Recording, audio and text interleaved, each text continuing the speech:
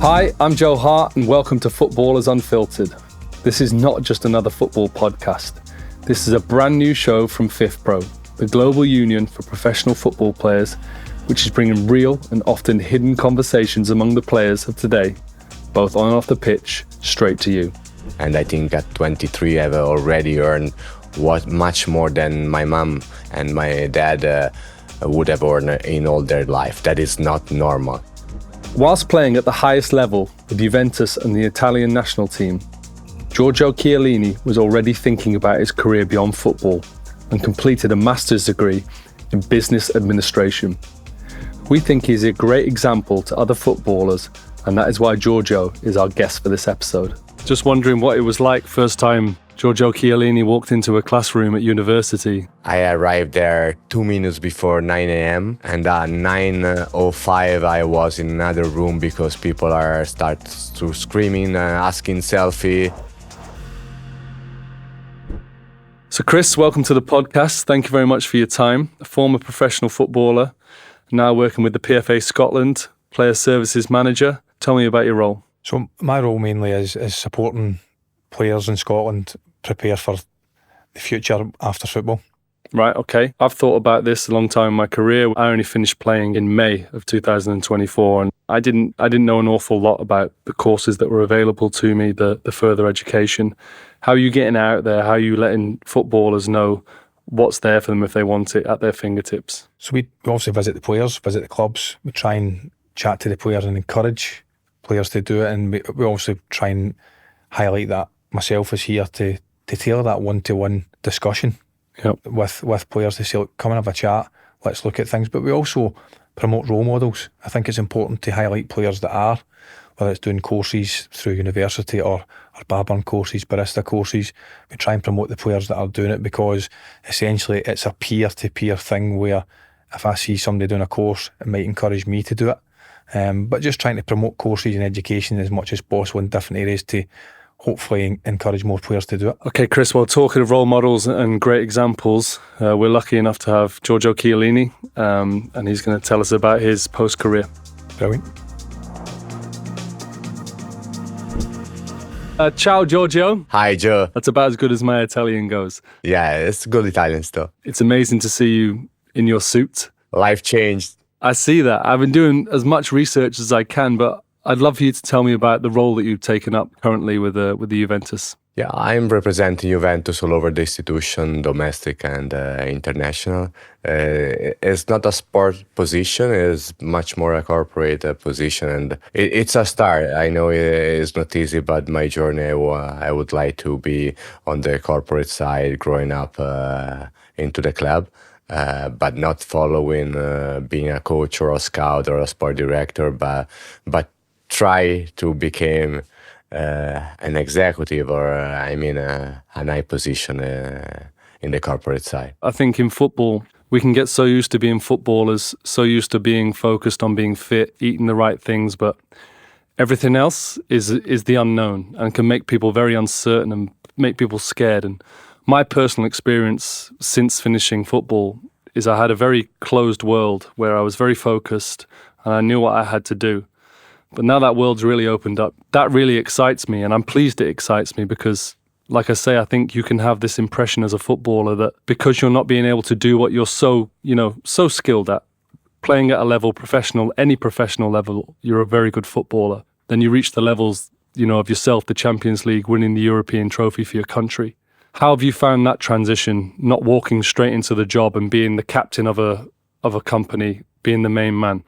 I would like to have started also slower, honestly, because, I'm like a new employee at 40 years old when people are arriving at 25. It's not easy to understand that you cannot lead the team now, but I have to accept that and work on that. But I'm okay with this transition. I'm really interested in how the world's opening up for you. And one thing as a fellow professional who's finished, do you find yourself surprising yourself with what you can do and the situations that you've put yourself in and how you're able to adapt? Again, I'm going to liken it to when you were a footballer. You talked about your qualities that you had and you constantly being able to get better, and maybe you were picked and put in positions against strikers that you feared, if not respected, and then 10 minutes into the game, you knew how to handle them. Are you finding that in the business world as well? Are you finding that you're able to be in many situations that you probably wouldn't have put yourself in, but once you're in them, you're able to adapt? What I really did during my career was every year have some big goals to reach at the end of the year, and a lot of discussion between myself and what I could do better, what I did that did it work, and with not just on the technical part, but also on my image, on my perception that was from outside, on my relationship with opponents, with the referee, with the team, with the fans. That sometimes I did a lot of mistakes during my career, but I always try to work on it. My goal was to step back and retire at the right time. And it was something that really scared me a lot, because I saw a lot of my former teammates or players that ruined almost his last years, because I understand in these years how much it's difficult be true with yourself. I mean, it's not easy to understand what your body is going down. It's not easy to accept some choices from coaches or clubs. What I was lucky to do is to step back earlier. I decided to leave Juventus when I had a year contract. I decided to retire now in US. Also, if they offer me to play 6 months or 1 year more, and I'm very happy, because I think that I was really close to fall down. You know, I spent my time in Torino, and you've got a beautiful city there. I knew that you were on this path from quite a young age. When was it in your mind that you changed and started to focus on the future and life after football? When you are young, you don't think so much the future, but what was in my mind at the time, it was to do something different in order also to release pressure, and at the end also to occupy my time, because before that my actual wife became my wife and came to Turin to live with me, and also the daughter that arrived in 2015. I spent almost more than 10 years alone in Turin, and at the end we had time. I had time, and I decided to go to the university in 2006. But because during the high school, in my mind, there was the idea to do university and become a doctor or whatever. And after that, I said, okay, I can do it, and also could be useful for my future. What I didn't expect at my journey at the university was really useful also for my sport performances. That is not easy to understand maybe, but it was a way in which I was able to open my mind, be focused much more in order to understand how it's changing everything, and really to train the brain in a different way. What would your message be to top level players and also lower league players in terms of preparing for the future? At the end, everyone is different and has to be himself. You cannot force someone to do something that doesn't like to do. I have a player that is, I could mention, I told him a lot of time, Mattia Perin is really involved in a different topics once a year. I mean, 3 years ago he was involved in wine, and he knew all the wines as possible. He did a sommelier classes, and he became one of the best knowing everything about wine. Then became about piano, and he started to play piano, and he was the best in playing piano. And now he's cycling, and he's one of the most expert of cyclism in Europe. That is something that, you know, Joe, that you as a keeper, you are weird as a class of people. I don't know any keeper really normal. And Mattia, I said him a lot of time, Mattia, with the time you spend and with your brain, you could have 5 degrees now, not just once. But it's doing in a different light the same thing I did it with university. That is fantastic. He's involved in something different than he could sometimes release pressure and think about other things. But his brain is really working so fast, and then follow your dreams, follow your hobbies, maintain your focus on your priority that has to be football, has to be the professional part of football, but not just limit your life to it. You've had many friends in football and you've had some extraordinary teammates. How did your university work and your educational work help you become a better footballer? For me, it was very important because at the end I replaced the way in which I studied at the university on the studied my opponents and studied the game.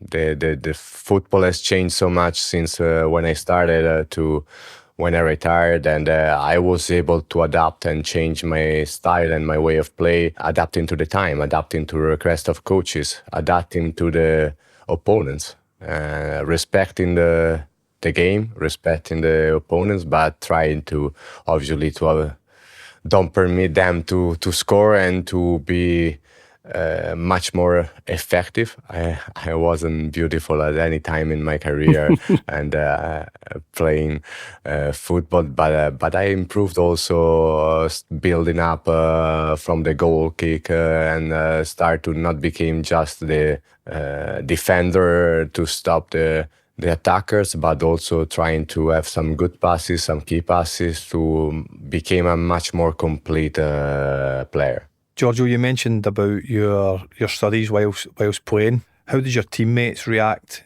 to when you were studying alongside your playing career? At the beginning, it was weird. What are you doing? I was underlined with the mark in yellow or orange marker, and I was reading like economics into the plane. And the second time, still doing it.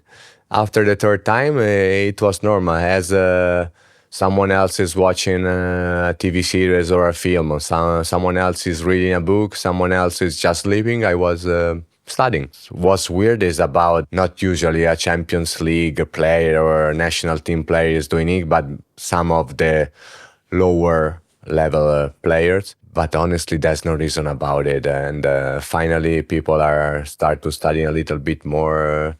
It depends of their focus. Just wondering what it was like first time Giorgio Chiellini walked into a classroom at university. Was it strange for the classroom? Did everyone stop? Did you have 3 different heads?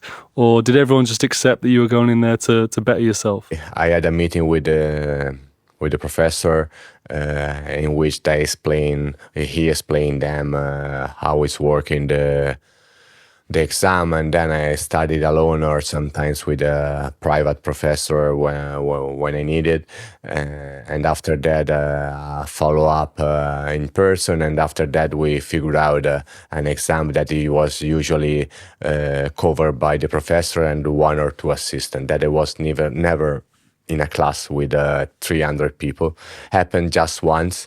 And I still remember the first or the second year of at the university. It was an English exam, and the professor told me, "I don't care who you are. You have to be part of the class at 9 a.m. on Monday." I arrived there 2 minutes before 9 a.m. I just seated. And at 9:05, I was in another room because people start to screaming, asking selfie, and a lot of rumors was in the room that the professor went in the other room with the assistant and told me, "Excuse me, I didn't expect it." "There's no problem. I told you because I expected that, but I was prepared and I could do the exam wherever you want." But it was okay. At the end, at that time, especially at the beginning, I was 22, 23, that almost the same age of people that were there. I was just playing for Juventus and they were just studying, but it wasn't so difficult. When I'm going then now to visit a former professor or doing something, is very different because I'm feeling old a lot. They are so young, they have a different energy, you could feel it, and it's totally a different life. But as you know, there's many footballers who their whole life is designed around playing football, being the best possible footballer they can be. And what worries me is that nobody thinks past the age of, if you're lucky, 35. Now, you had a plan. I've started to develop a plan. How could you soften the idea of further education in football? Because I think our age group, maybe the newer age group, a little bit different, but it would almost be seen as defeatist to start studying, to start thinking about the future. But I think it's really important that we get the message out there now that further education, there's so many great opportunities. But you're almost a role model in this, because I get the impression you don't care what people think in the nicest possible way, but not everybody thinks like that. What I think is very important to let the young people, the young players understand, but also not just young players, but also players close to retirement. And I think that the National Association and in this case FIFA also as a leader of all the association is to taking care of players in this way, letting them knowing how much is important prepare a second plan, because as you mentioned, after 35 years old, that's the average. The life is still long, and you have to create your person. You have to do something else, and just a few percentage of players could be coach or broadcaster or sport director or whatever in football. It is not easy at all, and if you start early with a good lesson of maintaining our finance lesson and start to let them different classes or courses. I think that people also that arriving close to the 30s and much more closer to the end could start to reinvent them and start to think about a second life, because the post-career is a dramatic problem sometimes for a lot of us. Yeah, I completely agree, Giorgio, and I'm fresh. But I was very aware that I wanted to have a plan. I wanted to have discussions, and I started talking probably 18 months before I decided to finish football about what I wanted to do next, how I planned it for the future. Started having conversations with my wife, with my children, because you're a team, right?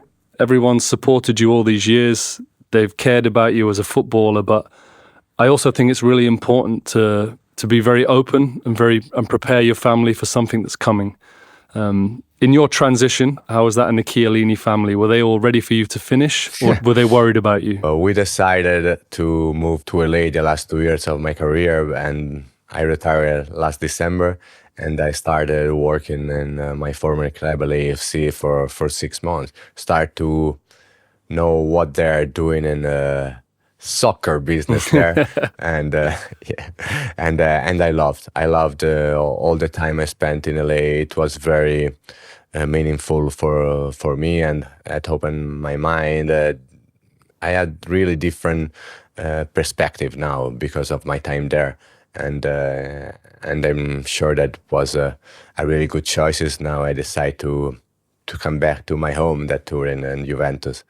It's my second family, but I'm loving it. I have this drive, this energy so far, and I'm trying to manage and balance more as possible my time with the family too. I'd love to know what advice could you give to a young footballer who's got that spare time that you talked about? They've got a football career ahead of them, but how can they plan for the future? What I really do believe is to having something different from football. And you know me, I was 200% on football every day. That it was my first priority, sometimes also above the family. But I had something in order to release pressure, to maintain attached to the ground, that our life is so beautiful, but it's so unreal. We are living like in a bubble. At 20 something, at 21 or 2, and I think at 23 I've already earned much more than my mom and my dad would have earned in all their life. That is not normal. And it's not easy to manage if you don't have a solid base, a solid family, and you have to find a way to remain attached to the ground. And study or something different is important to maintain the reality, to still be involved with normal people. Unfortunately, we are finally talking about the mental situation and mental health that we need. We need help. In every career, I had a beautiful relationship with our psychologist that he was in our staff, and I work a lot with him for myself, and to the goal. That is something that is we never talked before the last couple of years, but I'm very happy that now we could really talk with the mental health and mental help that we have to accept. Giorgio, obviously you done studies throughout your career. How did you utilise your association with FIFPro and your local association to support that personal development journey? I was part of the board of the Italian Association. I was part of the council of FIFPro, and I work with them in order to let them understand what are the really needs of us as a player, and not just about okay, playing more or less game, less travels and these type of things, but think about the education at the beginning and at the end of your career, also during your career. But I think that the two focus at the beginning and at the end is very important, because when you start, you don't know at all what is expecting your life, and you could be surrounded by sharks and by a lot of people that obviously with our money, with our popularity that we have, it's easy to be surrounded, but not all of them are fake, but not so much of them are true. And that is a big part that when you as an association could help people to maintain and being attached to the ground and to the real world is really helpful.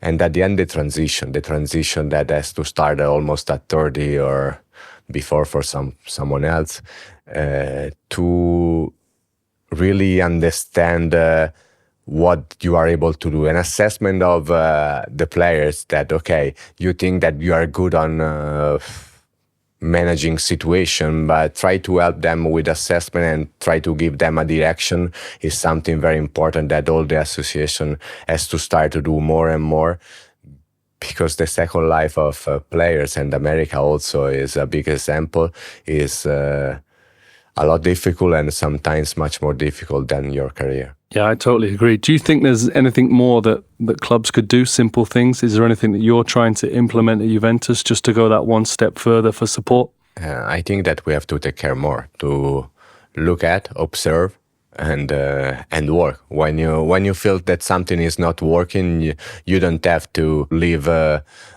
too much freedom. I mean, if you look and you understand there is a situation in which players you have to force them. That sometimes is not beautiful to hear, but there are some psychologists or some people that really know what they are doing, and it's just an example. Probably sometimes if a player is not accepting this help, it means that they need much more help. But it's a really daily work that is sometimes hard to do it, because everyone has a lot of things to do, and now the world is running 1 kilometer per hour. But people into the club has to take care much more on mental issues. Did you have any insecurities, Giorgio? But I can feel that. I could feel about insecurity. I mean that before every game, also when I was playing Champions League or European Cup final, or against the worst team of Serie A, I had this type of pressure in my belly before every game. And getting older, obviously, it was better. But at the end, I tried to fight with my unsureness and with the pressure and my tension, fighting with my opponents. I was arguing with them a lot of times when I was young, and sometimes with the referee too. But it was just release my pressure, release the tension. What I understood almost at 30, 31 is that I was wasting energy. And I could use this type of energy that I wasted in a much more useful way. And when I start my transformation to be angry and be always fighting with someone else, to be happy, smile, do your job, but really with in a positive attitude. I think the greatest example of that, and it's an amazing moment, you managed in both penalty shootouts. I think you wanted Harry Kane to come with you. You wanted him to enjoy it too, right? I could see that, but he was in a different stage in his career, and I remember thinking, why is he doing that for any other reason other than obviously I have that tiny little insight of knowing you, and I thought he's just having a great time representing his country, and he's going into one of the biggest moments. Trust me, it's not to some joke for the other team. It's not just for myself. That the best way is to do it in this way, to enjoy having the best moment of my career for sure, and probably one of the best of my life if you don't consider family, children, and all these special things. And why don't you have to enjoy this time? No, you fully deserve that moment. You talked about enjoying it in the later parts of your career, and I'm the same. I really enjoyed, especially the last 3 years. I smiled a lot. I didn't get too emotional. And I was really proud to play with my family with me. But I wouldn't change that when I was 20 to 28. Like I was very aggressive. I was very focused. I think you need that part in your life, but I wouldn't change the aggressiveness of the mid 20s. I would change. Honestly, Really, I would have changed because at the end I did some stupid things because of this fighting way. Aggressive probably is too much. I had more injuries because of fighting pressure in this way. Because I think at the end my body is following my mind, and if you are always tight and ready to fight, it's not the same. I've seen also moving like not more gracious, but at the end lighter. Well, that aggressivity was still there when you pulled Saka back, so... Yes, but smile. Okay, Giorgio, that was really, really beautiful and insightful, and your English is brilliant, by the way. I compliment you because I know how difficult it is to do things in a different language. Joe, thank you so much for your time. I really want to wish you all the best for your second dive and our second life. I'm very happy that you are involved. Thank you very much. And nice to meet you, Chris. Thank you, Giorgio. Nice to meet you. It's a pleasure. Chris, that was fascinating. Giorgio's, Chiellini's, reputation speaks for itself in the footballing world. We know what he's won, we know what he's achieved. But his talk on education was fascinating for me, and I know for you, definitely in what you're doing now, that's really going to stand out. But what was it that really kind of resonated with you in that chat with Giorgio? Definitely a couple of things. I mean, the first thing was that doing an education course gave him that distraction away from football. Very pressurised environment, playing with Juventus, travelling a lot, playing in high pressure games. It gives him that platform to step away from the game and have something to relax, albeit with the fact that he's looking after his post-career future. Well, he even said he felt it made him a better player, which the more I thought about it, I understood. Is that something that you see more now you're working in the role that you're in? Do you see that from other players? They feel like they're growing not only off the field, but on the field it's helping them too. Yeah, absolutely. I mean, I think in Scotland, most players will need to transition in the near future, whether it's lack of contract, injury, the fact that the salaries aren't as high, but it takes the pressure off worrying about that next contract. If you're doing something, you've got something behind you that you can move into another industry. I think it takes a little bit of pressure off, and I can speak from experience really. My career's played in the second tier in Scotland in the Scottish Championship. My most successful period was when I was planning for the future and doing something outside it, whether it be a personal training course or a degree, things that, again, give me that distraction away from the game. Yeah, I think Giorgio is a great example of someone who was able to enjoy the game towards the end of his career, even when he was transitioning. On that note, is that something that a modern professional can start early and always be thinking about that future to then enjoy what they're doing on the field?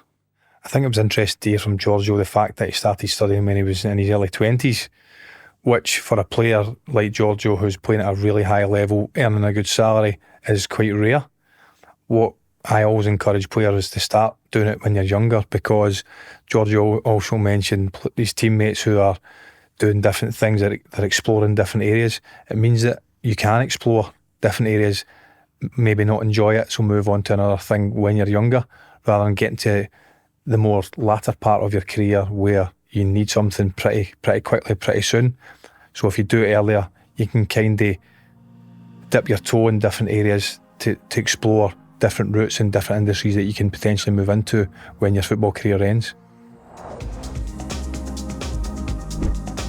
This has been Footballers Unfiltered, a podcast bringing real conversations among players on and off the pitch today, straight to you. Make sure you follow Footballers Unfiltered wherever you get your podcasts to be one of the first to receive the next episode. If you're a Spotify user, then the episodes will be available to you to watch.